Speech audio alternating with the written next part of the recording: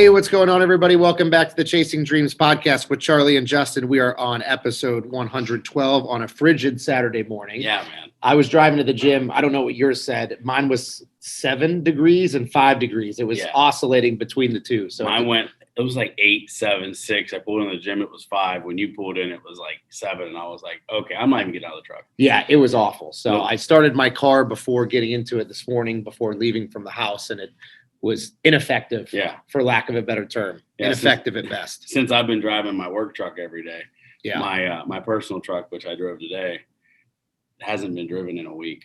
Yeah. So it was like a solid sheet of ice. I walked out 40 minutes early, started it up, and I was like, nope, going back in the basement. I actually sat down and kind of stretched in my gym for a little bit while it warmed up. So. And I am completely intolerant when it comes to the cold, aside from when I'm specifically trying to be in the cold. Yeah. So like for me, I'm not one of those people that can get out and scrape off the car or snow brush the car. I'll just put the defrosters on full blast and just wait out, weather the storm. So luckily I didn't have that today, though. It was almost like too cold to snow. It was miserable out. Right.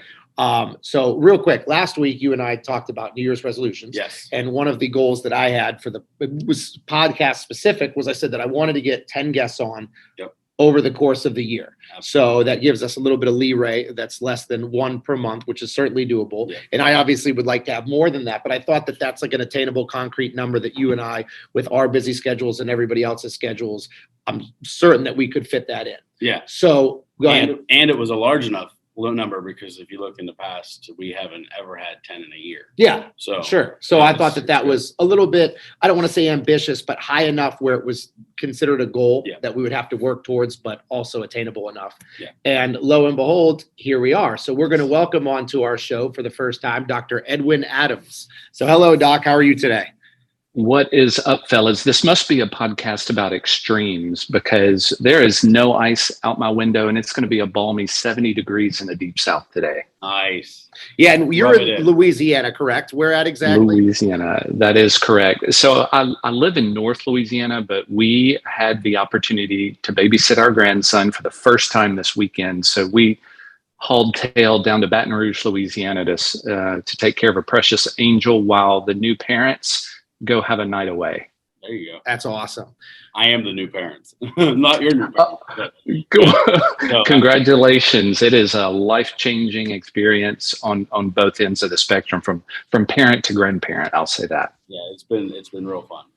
So Doc, let's get a little bit of background information. I obviously have a previously established relationship with you. We met through a mutual friend of ours, and then kind of developed like a professional and unprofessional relationship together, more so a friendship or a brotherhood, I guess, for lack of a better term, where you, and I'll be very transparent about this, have served like largely as like a mentor to me for a lot of things, multitude of things.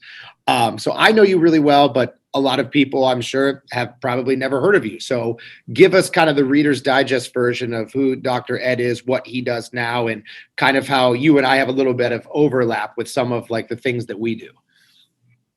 Yeah. So you realize Reader's Digest is about 86 pages. So I could drone on a long time, man, but I will keep this short and sweet. I am first a child of a Most High God that keeps my values centered. I think that is the most important thing I can say up front. Second, I am a loving husband to my wife, Nancy, and father to my son, Matthew. And third, which is probably the most interesting to the audience, is I am a pharmacist by education. I was a college professor for 16 years in a professional pharmacy program. Fell in love with coaching and mentoring students from a I guess you could say a success and performance purview. So you Charlie, understand what teaching looks like. You understand what the value is in mentoring the minds of tomorrow. Well, I had that opportunity at a college level to do that. Got involved in advising the athletes in the sports programs. So I got interested in adding value to sports teams through optimizing medicines that they were taking, both from a supplement standpoint and a performance not a performance standpoint, from the illicit or illegal standpoint, but you know what I mean. And from there, got into drug testing with the U.S. Anti-Doping Agency, got to go to the 2010 Winter Olympics in Vancouver, and really made my connection globally with some of the top athletes in the world that made me realize that the processes, the methods, the mindset, the systems that athletes were putting into improving their performance were ubiquitous laws of performance and success that I wanted to translate into other areas of life, particularly the pharmacy and healthcare arena. So I started doing interviews, which led to podcasting, which is how I now help professionals, particularly millennial and Gen Z men, with finding purpose and passion through a pathway and a process, through disrupting their comfort zone. So that's it in a nutshell, Charlie. I started out teaching and still consider myself teaching today through a podcast and online medium. Awesome. I gotta say, I fell in love with the name of your podcast the first time I ever heard it. I didn't even have to listen to the show. I fell in love with it. Yeah, well, that's interesting. I think it catches people off guard when they hear the aesthetics of leadership. Most people don't think of leadership as aesthetically pleasing, but what I was trying to do was merge. You look at any athlete on the field of play, regardless of the sport, they have a look about them. It's a physical look. It is a fit look. It is a healthy look for the most part.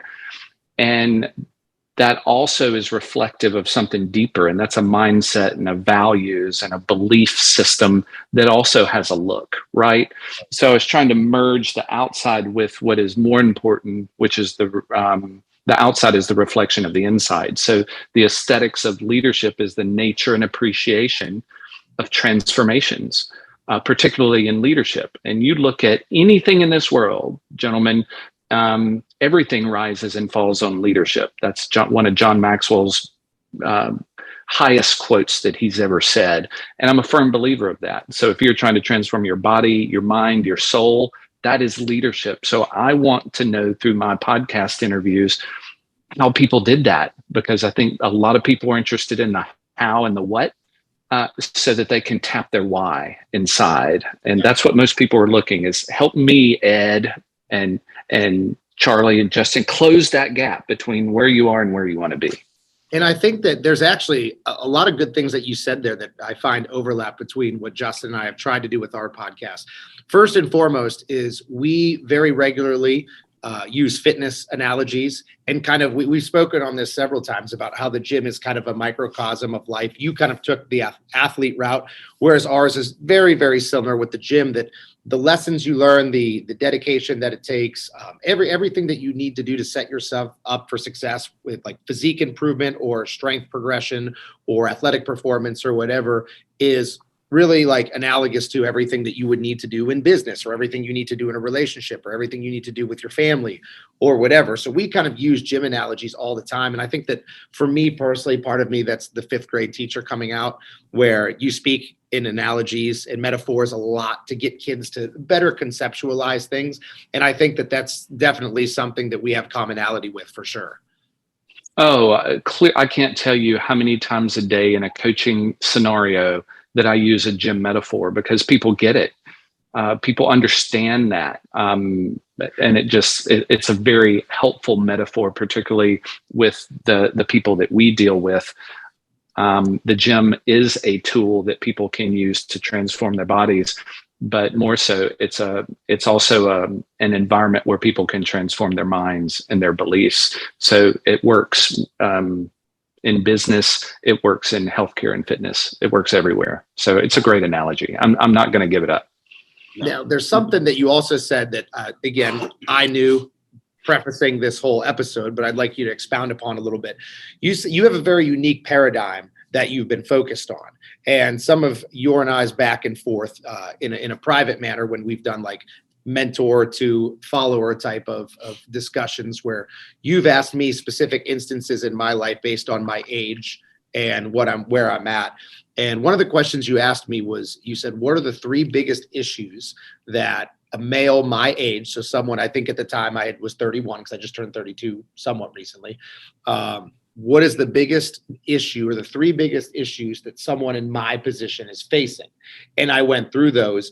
And I know that, as you mentioned earlier, you said that you do a lot of work with improving males and the aspects of their life. So I guess a couple things. Number one, how did you get started down that road? In focusing on that very specific demographic of people? And then number two, what are some of the takeaways that you have from working with that very specific demographic of people? Yeah, I would say that it probably started during my academic career. Toward the end of my career, I was the dean of students for the professional pharmacy program.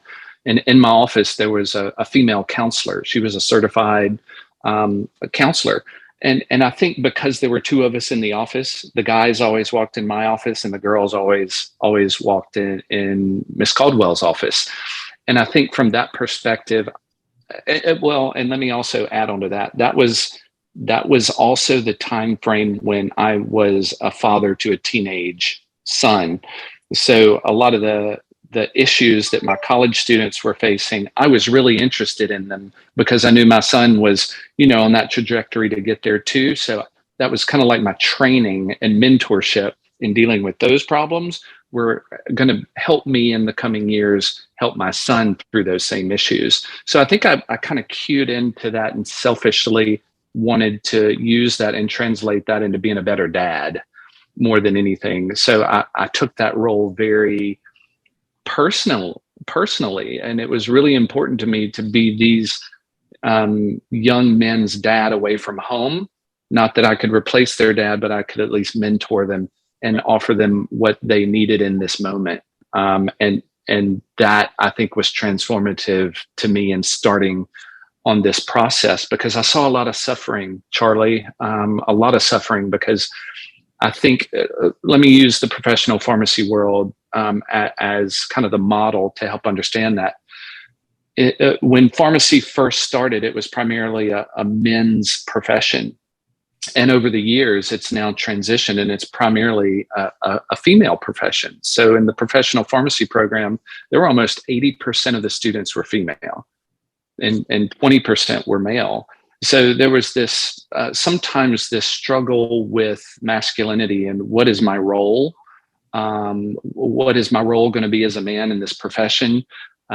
Most of these students came from broken households. So again, they didn't have a good structure and a family structure to understand, where do men fall in the family unit? Where do we fall in the professional unit? So a lot of that coaching was helping them find their strengths and become a little self-aware and confident in their masculinity and use that in service to the people that they were eventually going to serve. So that's kind of the formation of that, if that answers your question. Yeah, it absolutely does. It's actually very interesting because I think that every move or motive we have, there's at least a little bit of, I don't know, selfishness is probably a misnomer, but a little bit of some type of like inkling of a feeling or an emotion that's like self-serving or self-satisfying. So I think like even when you help people, there's an intrinsic inherent feeling that you feel good. So I want to help more people because it makes me feel good. So Justin and I actually founded this podcast to help ourselves. And we've been pretty transparent. We've told the story dozens of times where Justin and I used to do cardio together when I was prepping for a bodybuilding show and he was in the infancy stages of his weight loss journey. So we would have these really like very thorough, deep, emotional discussions. And the one day he said to me, almost in jest, said, we should have a podcast for this because we need an audience to hear some of the good discussions we have. So lo and behold, here we are. But we were pretty adamant about when we started this, we didn't have information to present. We didn't feel like we had a message that people needed to hear or that was worthy of an audience by any means. So what we did was we brought on guests and kind of allowed full transparency with us trying to problem solve our way through life. So we're figuring out what it takes to be successful. We're figuring out what it takes to make our dreams become a reality. And we use kind of the guest as a learning tool for us. And then we just essentially recorded it and then boosted it out to other people. So we actually started this selfishly to Yeah. talk to people that we felt could help our situations. So I find it interesting, not that, it's very ironic to call someone who's trying to improve his life as a father selfish, No, yeah. but I like how you kind of started down that road a little bit, because essentially it's very, very comparable to what Justin and I did too, to be honest. So I had a question to kind of add on to what you were saying. How was it when you were becoming a father and being so busy with everything that you do? Because from what your description of what you do, it sounds like you were very busy. So and this is kind of selfishly my way of trying to take some notes from the master himself, so, because I'm new, I've only been a father for 11 months to yesterday. So it's important to me to learn these things from people that have done it, because now you've moved on to that next step of being a grandfather. Yeah, man. Oh, wow. That is such a huge question. And I appreciate the word master, but I am so far from that. It is fun to reminisce with my son about all the ways I messed up as a dad. So I'll start that conversation with saying, as an academician, I read every book there was on how to be a dad. I think there was 37 books I read on child psychology and all of this stuff, because I knew adolescence was going to be the pain point. And it slapped me in the face at 14, and it stopped slapping me at 23. So my face is still swollen. It was a brutal battle. I mean, it was MMA, but there was no book that could have prepared me for that, Justin. So how to even start that story? The transition was tough, Justin, because I was an eligible bachelor until age 32 when I got married. So I was all about my profession. I was all about me and my schedule and what I wanted and my professional growth. And then growing into being a dad, it happened. It happened really fast. And I would say it was my wife who helped me realize that I was becoming my father in the way I parented our child. It's because it was the only reference point I knew. And my dad wasn't the best dad. He was a holler, fuss, cuss, intimidate, and never say I love you. That kind of dad. I didn't want to be that, but that's the programming I had received. So I think it was an awareness, Justin, that I needed to step back and learn how to communicate with my son and grow or set boundaries that were a little wider than the ones I had set, which were micro thin and missed expectations all the time. I learned not to set expectations, but to set wider boundaries and communicate. And that by far, I think, established a baseline for us to now be compadres and good friends and colleagues in this walk of life. So, man, there's no way to prepare in the transition except I think my wife helped me set a priority to answer your question. I had to stop prioritizing everything else and prioritize my relationship with him and with them. Yeah. And then work then turned into the tool to help me be more successful in that by creating experiences that we could share to provide for them made me feel fulfilled rather than climb the ladder. Was provide the ladder for them to climb, just lit me on fire. So it was a perspective shift. I had to do a lot of self-teaching, coaching and mentorship, finding fathers that I wanted to be like and ask them questions. Keep asking those questions, Justin, because I think as a new father, you don't know what you don't know. Right. So you have to keep being insatiably curious to find out how to be better. Yeah, and something that Charlie and I talk about when we're just together on the show a lot is the advancement of technology and how helpful it can be, even though it can be very hurtful, but how helpful it can be with looking up articles and stuff. And that's what I've done, is do a lot of research on the interwebs, continuously reading and researching, watching videos, listening to podcasts, and it's helping. It's almost like the 30 plus books that you read is kind of what I did as well, but just wasn't physically reading the book. Well, one thing my dad did tell me, Justin, that I still think is the truest thing he ever told me, is that every parent has a right to screw up their kids their own way. Yeah. So I did it my way, man. I did it the best I could do, and I'm proud of the relationship that we built, because I think that was the key point for me, is that you're a father, yes, and you're a protector and you're all that stuff, but you're investing in a lifelong relationship that has now produced for us a grandchild. And my son told me, Justin, that he said, "Hey, Dad, you know what I'm most excited about this new life coming into the world?" I said, "Oh my gosh, please tell me. I love your perspective." He said, "I am excited that my son is going to receive your wisdom." I mean, just mind blown that he said that. And I was just humbled by that, going, what? I just want to build Legos, man. I want to take him to Disney World. Wisdom? I didn't know that had a role here, but I guess it'll sneak out. Oh yeah, for sure. Absolutely. Yeah, that's awesome.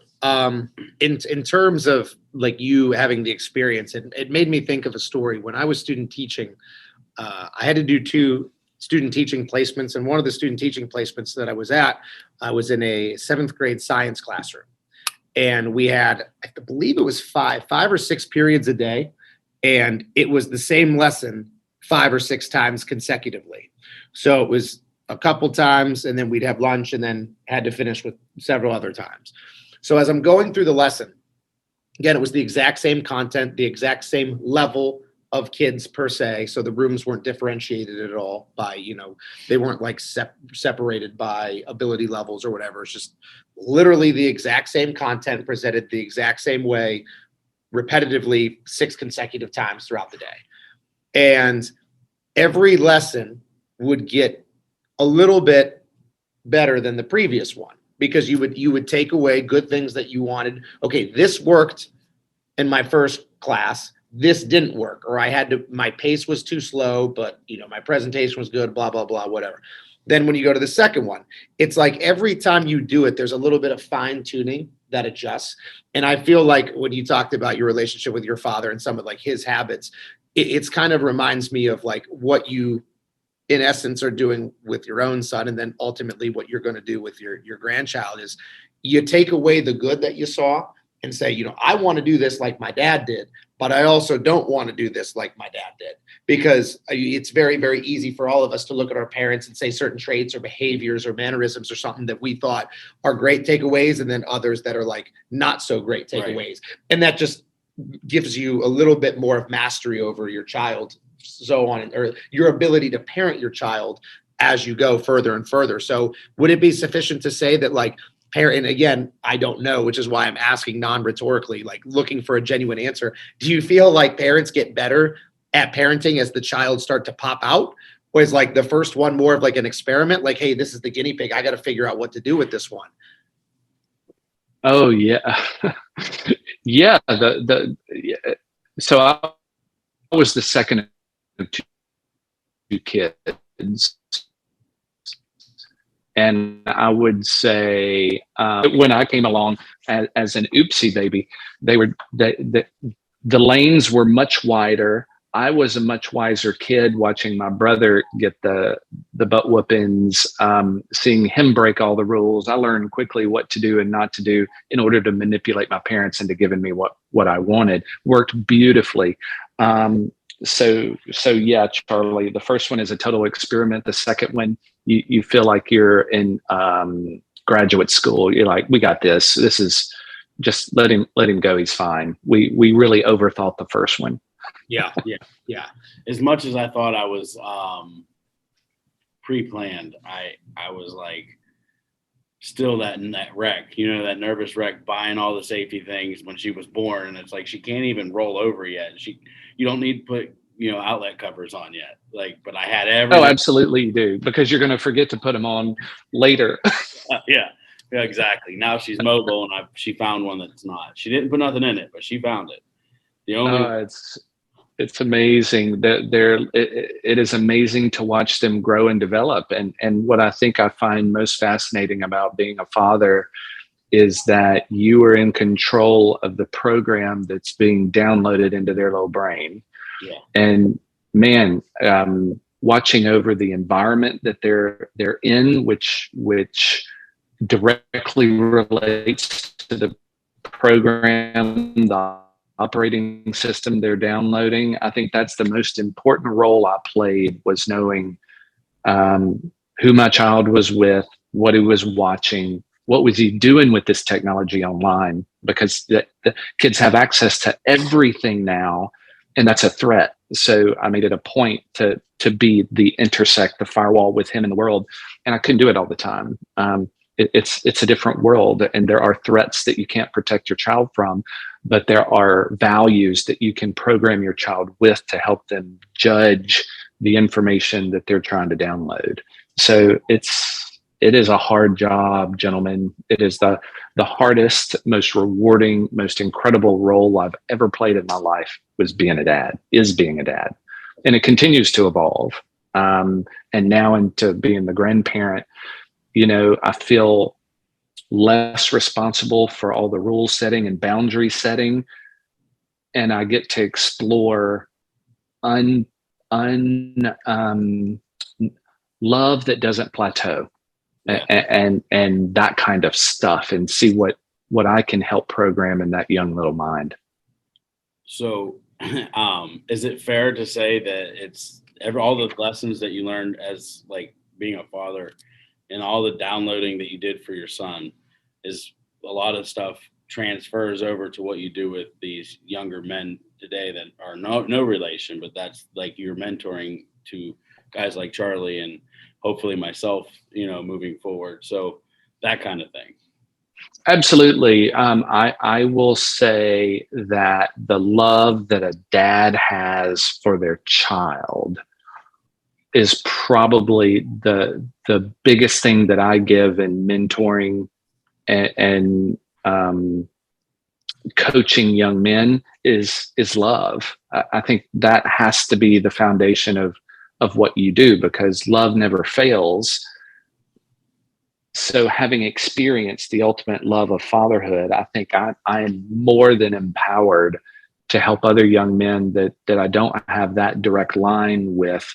It's the same energy though, right? Yeah. So I think that is the core value that supports my ability to communicate and understand where these young men are, because I've seen my son, I've seen hundreds of other young men in that exact same situation. And my job is not to give them the answers. My job is to raise their awareness and have them find their solution. That's the difference. I think that in all my time of working with you, Dr. Ed, one of the things that I've been pretty vocal on with other people about you is I don't think you've ever once given me an answer to a problem. But every single time I've talked to you, you've, again, to use your term, raised awareness by the Socratic method, where I'll ask questions and Dr. Ed will follow up with questions and answer with questions. And inevitably, I always get led to the answer that I needed every time without him giving it to me. It's just kind of hey, I'm going to uncover the path. It's up to you to walk it and find out where the end is, but let me dust it off a little bit for you. So he does a phenomenal job of that. And I think one of the best things that you said and when you were answering Justin's question was you talked about communicate and how important it is to communicate and understand. And I think that foundationally speaking, that's where communication is rooted in, is empathy and understanding, because sometimes people interpret communication as dialogue. I'm going to talk to you and that we are communicating, but talking doesn't mean you're communicating. Communicating as, again, deals with a degree of empathy, a degree of understanding, and a degree of some type of mutualism from an emotional standpoint. And I've noticed that the biggest thing that I've had success with, and I've never had a baby, so I can't really talk about that specifically. But one of the things that's given me the most amount of success, regardless of what domain I've been in my life, has always been the ability to communicate. So one thing that I'm constantly trying to improve on, it's like, man, if I could improve one thing and it helps in every avenue, then why would I not improve it? Like, I could make my biceps bigger, but it's not going to help me be a better teacher. Right. So maybe I might not put so much stake on that.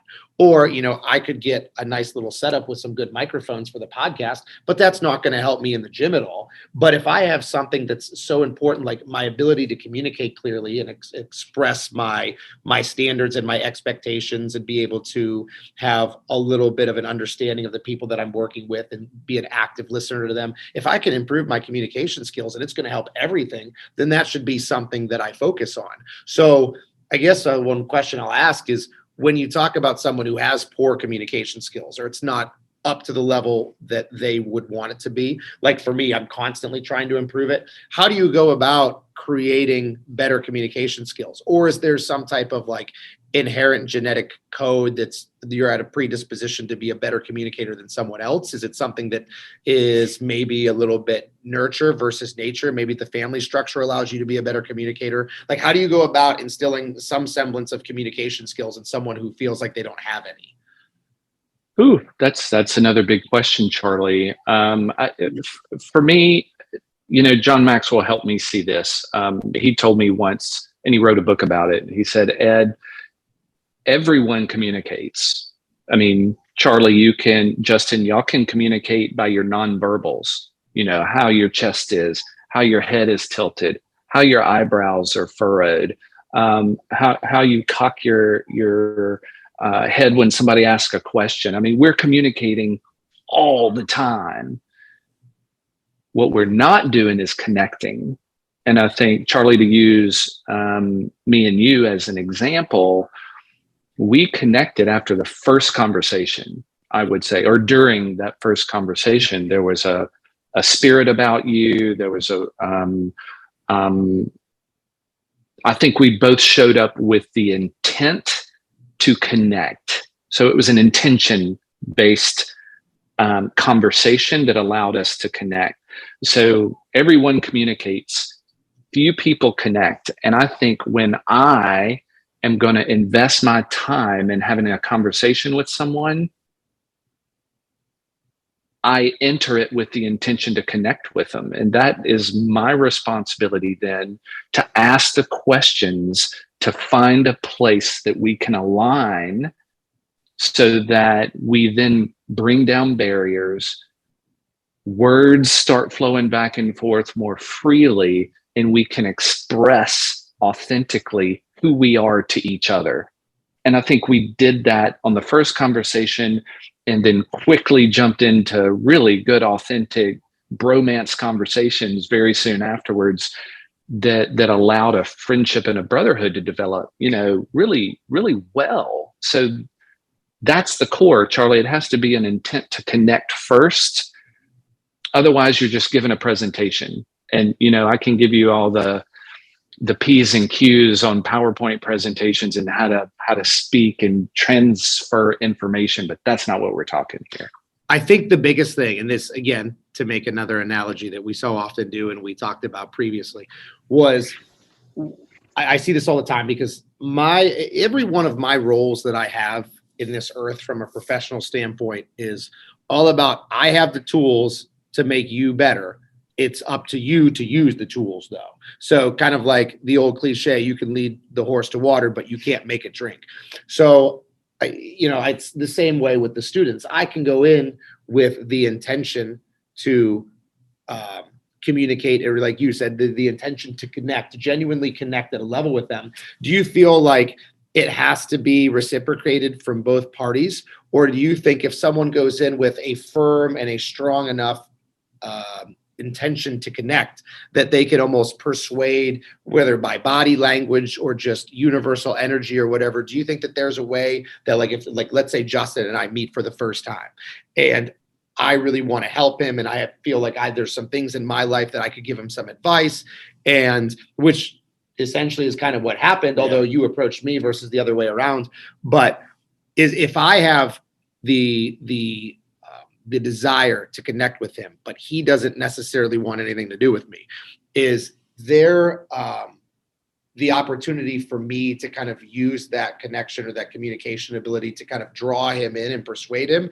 Or does it have to be kind of like a foregone conclusion going into a conversation that the other person has to be equally as receptive to connection as you are? So, okay, there's a lot to uncover right there. So I think for some people, for some of the connections, it's a lot easier. And the trends, let me answer your question first. There has to be reciprocity in order for there to be a connection. Sure. All right. At some point, it has to connect, because otherwise I'm going to expend all my energy trying to sell the relationship. And if it's not reciprocated, it's very salesy. It's unauthentic. There is no dialogue. There is no transfer of information. There's no opportunity for me to be authentic if you're not ready to receive it. So I think for some relationships, connection is easy. For others, your intent to connect might be stopped by a wall or a resistance, and you might have to work through it. If it's important enough for you to connect, you might have to invest some more time and some more energy and some more effort to see if you get what you desire. If after some time, though, you don't get what you want, I think you have to do a check and go, you know what? No person is worth chasing to this level. I'm going to have to pull back. And you know what? That's not going to be a connection I invest time in, because it's too energy draining and I don't have enough left for my other connections that are important to me and that I do want to invest in. So to add a question right there, when you pull back, have you ever, like, in your life noticed that as you're pulling the reins back, the person who was resistant to your constant prodding, they actually start to seek you at that point, or seek the knowledge that you wanted to give? I have probably been disappointed in that, setting an expectation. Well, I'm just going to pull back and then they'll see the value. And I think that's an ego position that I was taking, and I was always disappointed. I would say I needed to reevaluate why I wanted to connect in the first place. Yeah. And more often than not, the connection didn't really care whether I was trying to connect or not. That was on me. I thought it was going to be a value, so I'm going to bird dog that connection. It seems like it could be really valuable. There's something about this that's going to work. I like what they're saying. They're doing the same things. This is going to be great. And then it didn't turn out that way. You know what? No doesn't mean no. No means, you know what, Ed, not right now. Let's invest in this at another time, because there's something going on that's preventing them from connecting with me. And it's not about me. So I'm not going to get butthurt and take that personally. I'm just going to back off. It's not the right time. It's kind of like the stock market. You gotta hit it right, but you got to keep trying. So, you know what, I'm just going to circle back and check in on that relationship later. And maybe I got in my own way with this one. Maybe I was trying to sell it too hard, and maybe I wasn't coming across authentically enough. Maybe I wanted it too much. Why did you want that? That was selfish. No wonder you put off the wrong energy. So again, the finger always comes back, and I have to evaluate, what are you doing? Why were you doing it? Is this real? Is it authentic? Let's gut check real quick. And I think that it boils down at the foundational level, it's all predicated on energy.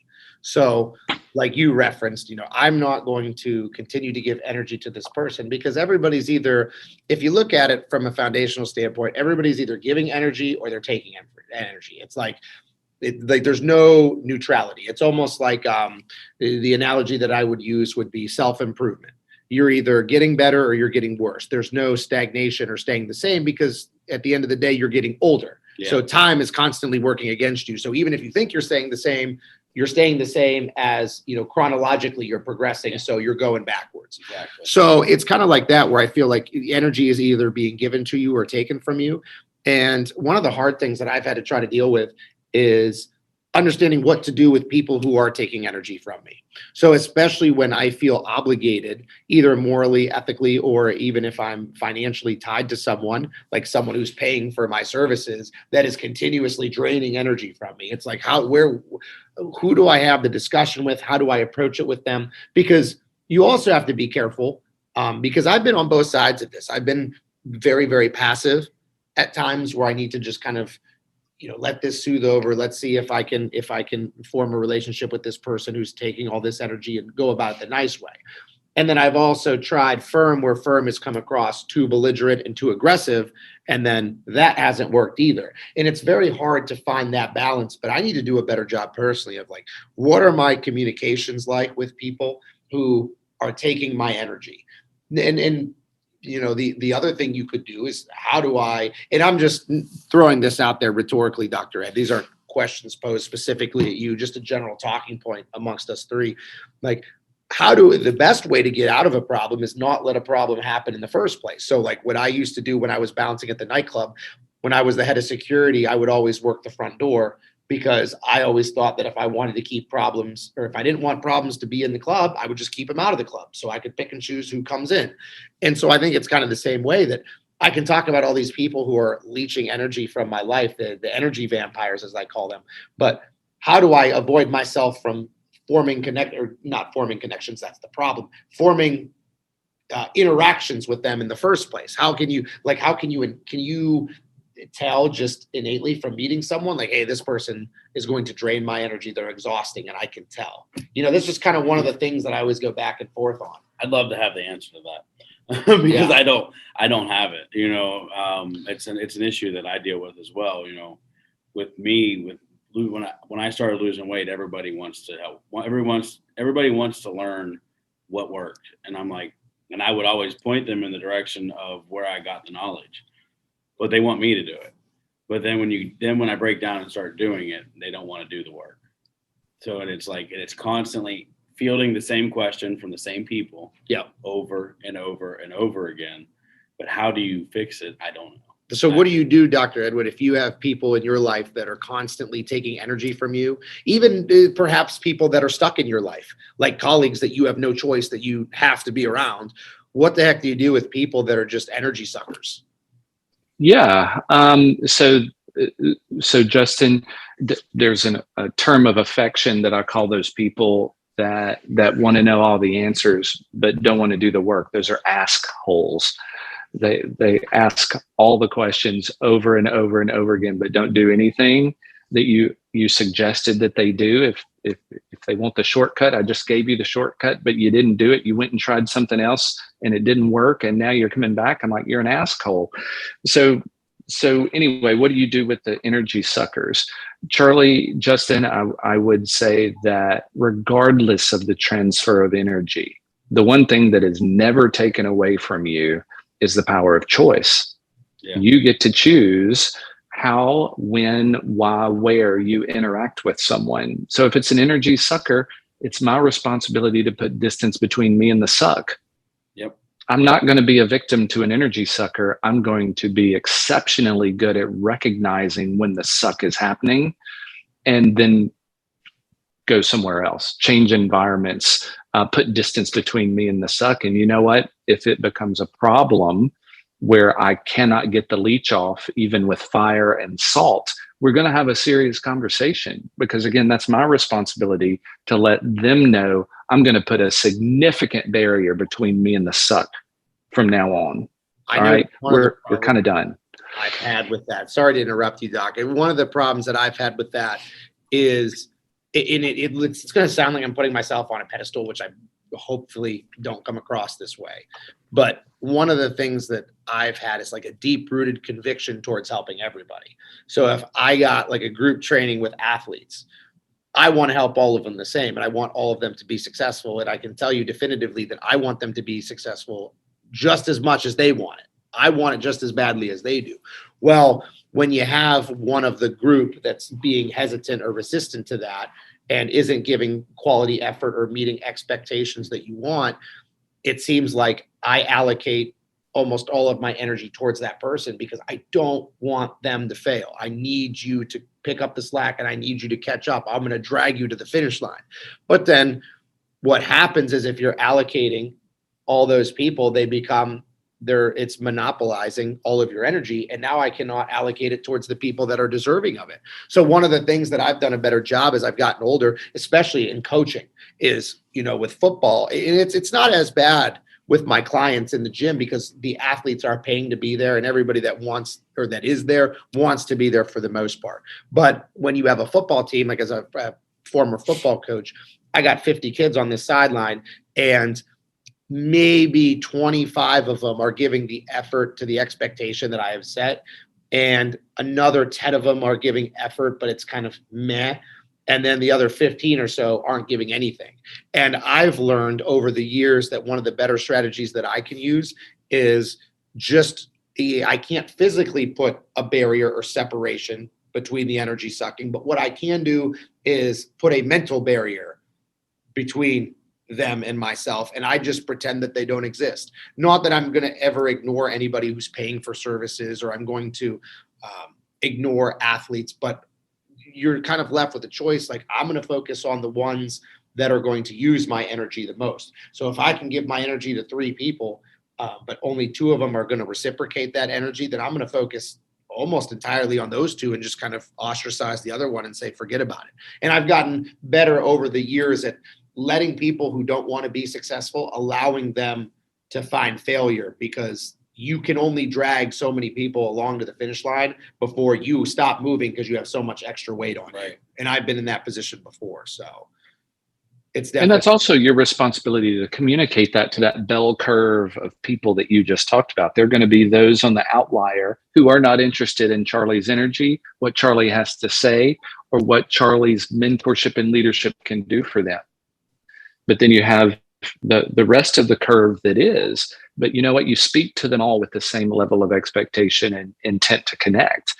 And those who choose get the value, and those who don't receive it. And again, that's on them, not on you. You've communicated to them all.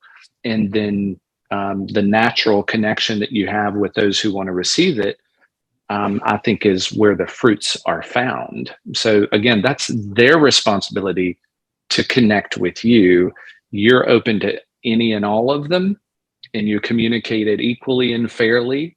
I am available to everyone, and those who make the choice reap the reward. Again, that's not on you.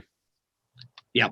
So I want to change pace a little bit, because we talked about earlier your very specific paradigm that you're in, the very specific demographic that you've been focusing on lately is adult males.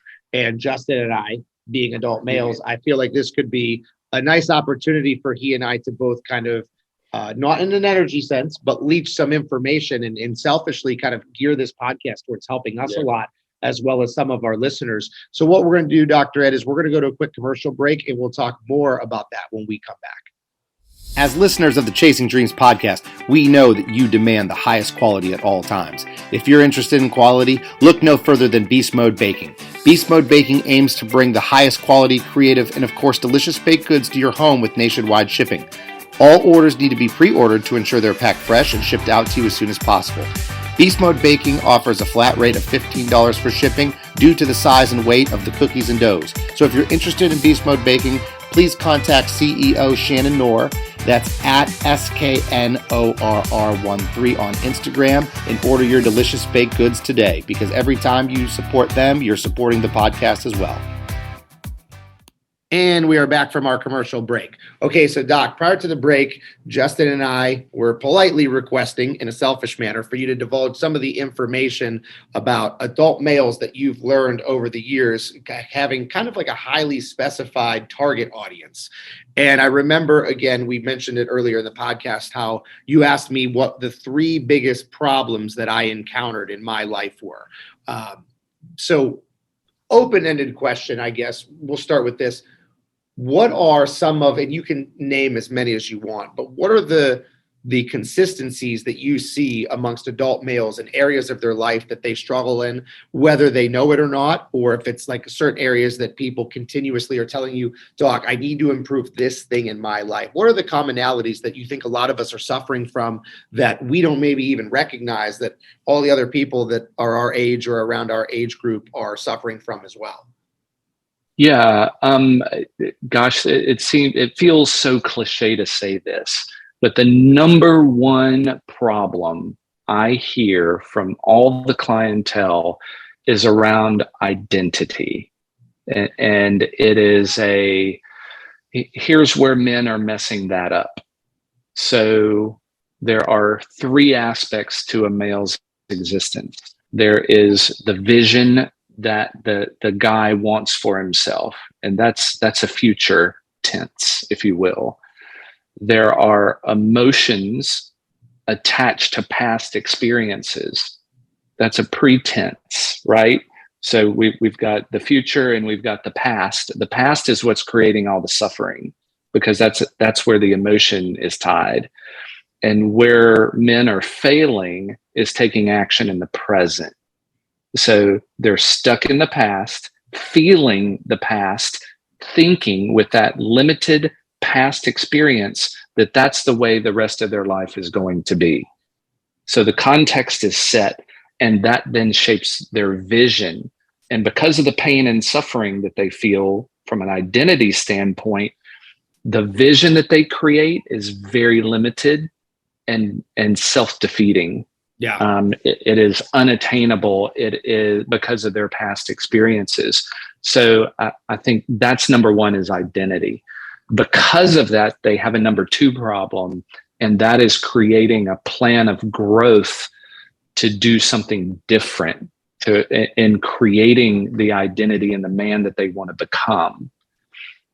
But that's shadowed in this information age, again, on a lot of finger pointing outside about, this is what I want to look like, this is what I want to do, this is what I want to have. But the finger rarely comes back and points inside to who they want to become as a man on this planet, from an emotional, spiritual, physical, financial, some of those internal beliefs are not shaped or created and then expressed outward in the creation of the outcome. It is this outside in, and that's crushing for a male that does not have the inner strength built. And then third, after that is purpose. How do you find purpose in this world? And where men are messing up there is, purpose is seen as a destination at which some point I'm going to arrive. If I just put in enough time, it's gonna happen, and I have to get the right answer with every decision I make in order to make sure that path gets me there quickly, because I'm suffering and I need to find my purpose. So actually, I'm so scared of messing up that I'm not stepping forward, because it's safer to stay small, because at least I can dream about my purpose, but I'm scared if I don't get the next step right that I'll never find it. So I might as well just backtrack. Does that make sense? Yeah. So those are the big three that cause more pain and suffering in young men, that then shapes my interactions and conversations with them to open up. Let's talk about your values. Let's talk about the stuff in here that is so terrifying for you to go find and express.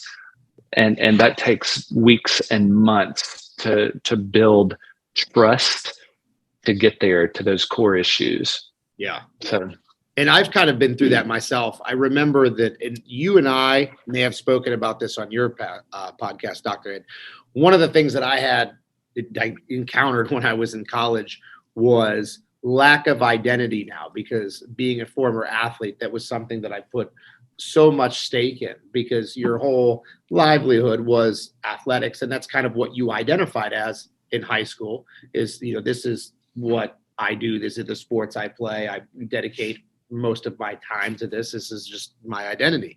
And then when that's taken from you and you no longer have it, you kind of search for identity. So I did a lot of experimenting in college with powerlifting, and I did mixed martial arts for a while, a couple years, and I tried bodybuilding, and it was constantly searching for who am I, because I need something to replace who I thought that I was, because I thought that I was an athlete, and I was at the time, but now that's no longer there. So where is my identity moving now? And it's funny because you think that your identity is something that should be so concrete and so everlasting, who you are, but so many of us put an identity with something that will be taken away from us eventually. Like even now that I identify as a bodybuilder, something can happen today that's going to take away that. Something could happen tomorrow that completely abolishes my identity as a bodybuilder if I'm no longer able to train, heaven forbid if I were to suffer an injury or something like that. So it's almost like you need to make a very, very concerted effort to finding an identity that is able to withstand adversity. Right. Because I feel like in the past, a lot of the things that I've identified with are fleeting. They're going to go away eventually. So I need to find an identity. Who am I from a foundational level that's going to last me a long time? Does that make sense, Dr. Ed? Yeah. I mean, I would never classify you as a bodybuilder. I mean, that's just not who you are to me. So your identity that you reflect to me is coach. That's the identity that you have, and nobody can take coaching away from you. It's what you do. I think it's in your DNA and your bloodstream. So whether or not you were physique appropriate for a bodybuilding stage performance, you're still able to coach people across the spectrum, regardless of what you look like, right? Yeah. So you're not a bodybuilder to me. You're a phenomenal coach and a transformational artist, I would say. So those kind of identities, I think, then open up the realm of possibility for people and go, you know what, I'm not identified by the outcome on a stage. I'm identified by my ability to add value to people in their transformation process. Wow, that's so much deeper than a stage performance. Do you feel like a lot of it too is people misidentifying themselves in terms of what they should be and who they are versus who they want to be and who they want to think that they are? Because I encounter that a lot, to a much lesser degree. A much more superficial degree, where people want to play certain sports and they're just flat out not good at them. Like for me, growing up, basketball was always my favorite sport by far. But when I looked into my long-term future about possibly playing in college or whatever I wanted to do at the next level, football was less limiting for me. I had a little bit of a higher ceiling there. So that's the one that I kind of focused on, even though basketball was my favorite, because I realized that by the time my junior year rolled around, that playing college basketball was not in the cards for me. Right. So do you feel that sometimes people try to form an identity of what they want to be versus who they actually were meant to be, and there's kind of like a disconnect there with people? And it doesn't necessarily have to be like what they think in terms of recreational, but just who they are inside in general. Yeah, absolutely. I would love, Charlie, to have been a college basketball player and go on to the NBA. I had the height. What I didn't have was the ability to dribble and walk at the same time. And I think one of the most harmful phrases that was ever said to me is, Ed, you can be anything you want to be. And that's just not a true phrase. I think what we do have is the ability to try to become anything we want to be. But there is no way in hell I was going to be playing in the NBA. What I did find, though, on the basketball team was my flow was in keeping the stats. So I found I just had an eye for keeping up with who shot the ball, who rebounded, who fouled, what the score was. I had it all on a sheet of paper, and the coach finally recognized that, and I got benched. But I was the first person in my high school to ever letter in stats. I did so good in basketball, I got to advance to the football team and change the whole way we took stats on football games in order to get it reported to the newspaper in time. I mean, I was never going to play football. There was just no way. So as much as I wanted to be a football player, it wasn't going to happen. But if I had not tried, I wouldn't have found my role that looked just a little bit different, but I was still on the team. Mm-hmm. And that mattered to me more than actually playing football, was just being on the team. Now, when you encounter that type of scenario with someone, especially in adulthood, because kids are, they're very impressionable, and you can kind of mold them and guide them pretty easily, as long as you have an understanding of how the child mind works, at least to the degree that we expect it to work, because kids are highly volatile and you never know how they're going to act. But what happens when you encounter that as an adult? Like, you have an adult male who's a grown man that says, this is what I am and this is what I want to do. And you almost have to coerce them or convince them, like, dude, you're headed down a dead end. It's not going to end well for you. Like, how do you? I never have to say that. I never have to say that. All I ask is one simple question. If you came to me and asked me that, I would return it back on you, Charlie, and say, how's that working for you? And it's an immediate. Hey, I want to go to the NBA. Your just response would be, how's that working for you?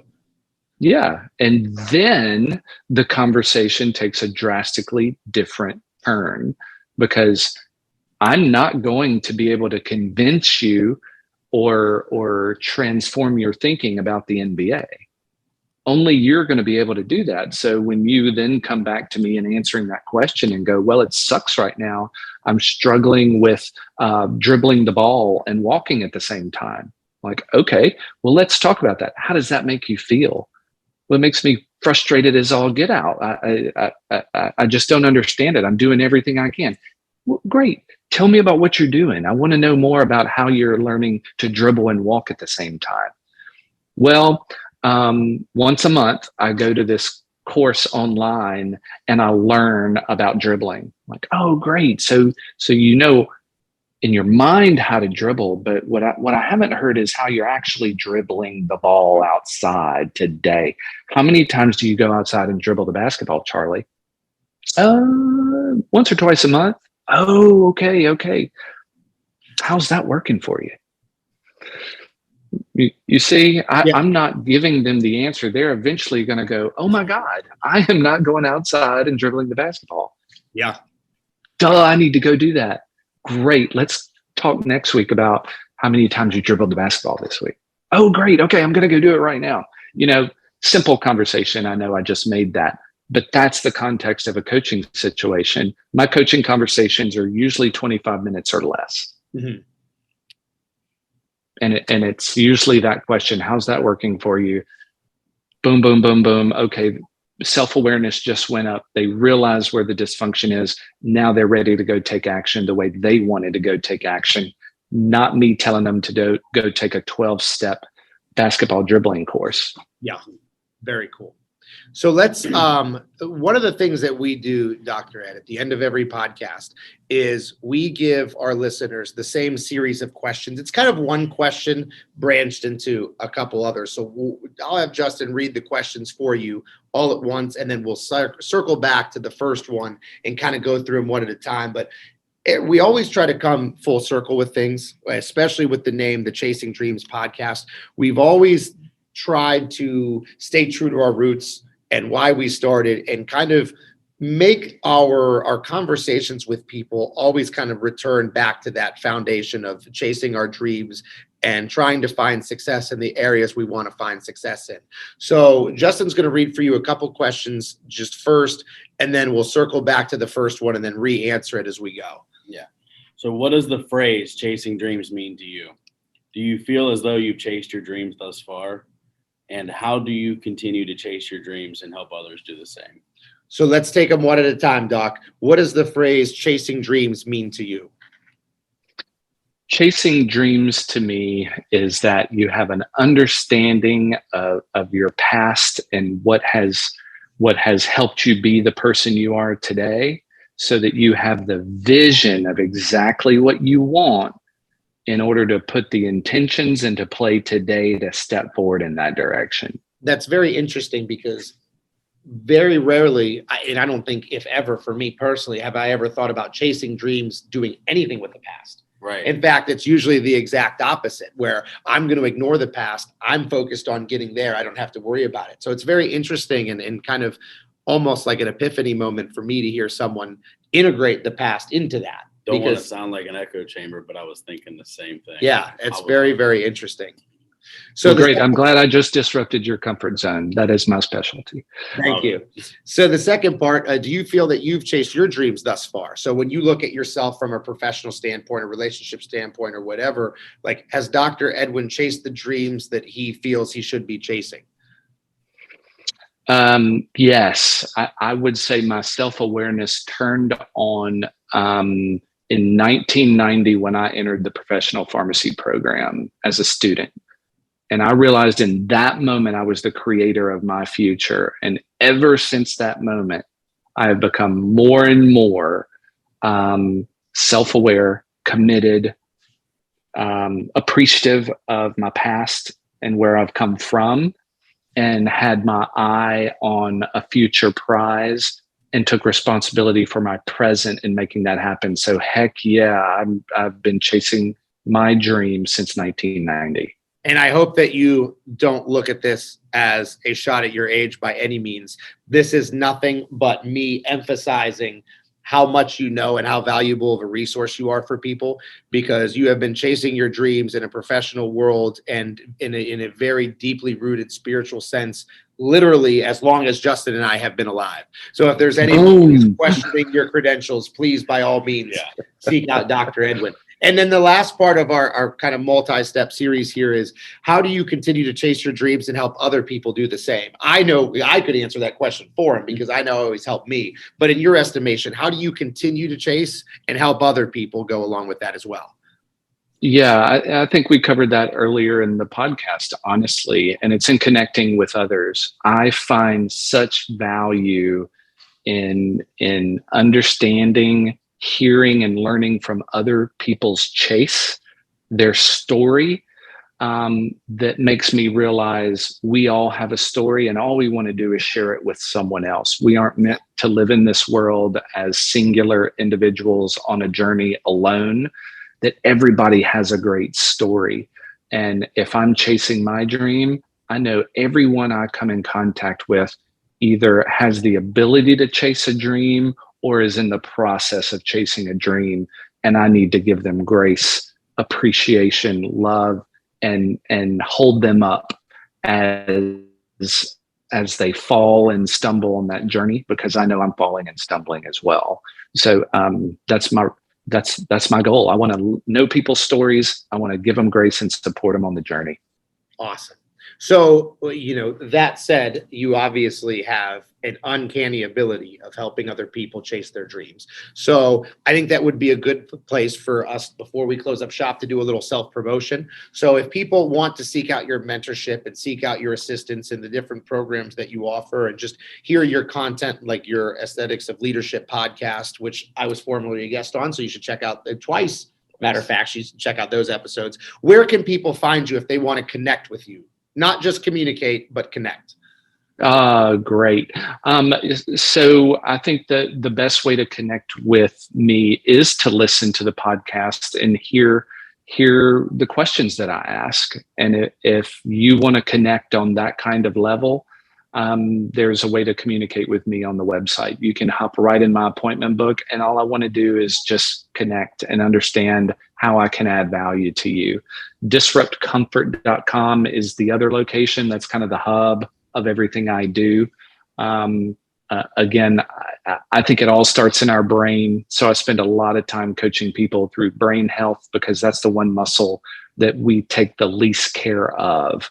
And it's the last thing we think about in a transformation in body or anything else, is the health of our brain. So I have a lot of resources there on brain health, helping people with self-awareness, behavioral analysis, understanding how your behaviors are creating your outcomes, is probably the most eye-opening thing I do for clients. outside of podcasting. So that's really where you can find me, either on the podcast at aestheticsofleadership.com, or if you're ready to disrupt your comfort zone, you can do that at disruptcomfort.com. Awesome. So, Dr. Edwin, we are so very gracious of your time. I know that every time I've spoken with you, no matter how short or brief it is or how extensive it is, you always bring super massive value to me. And in turn, you bring value to the people around me, because I always internalize and make sure that I execute what you tell me. So not only you're affecting me, but you're affecting other people vicariously through me. So with that, I am forever grateful. And I know that our listeners will be super appreciative of you taking the time to come on here today. It's an absolute privilege, Charlie and Justin, to connect with you on this level. So thank you for the invite. I am enormously grateful, and I hope that the tribe receives some value today. All right, everybody. So with that, we have come to the end of another episode of the Chasing Dreams podcast with Charlie and Justin. This has been episode 112. We appreciate your listenership, and we look forward to hearing back from you guys next week.